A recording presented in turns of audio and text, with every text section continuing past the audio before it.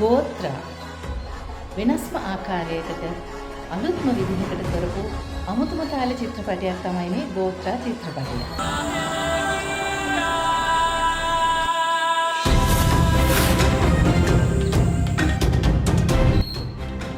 ඉතින් මට හිතෙනවා වගේ ඔයාලටත් හිතෙනවා ඇති ගෝත්‍ර කිව්වම ඒ නමේම හරි අපූර්ව ගැඹීරත්වයක් ගැබ් වෙලා තියෙනවා.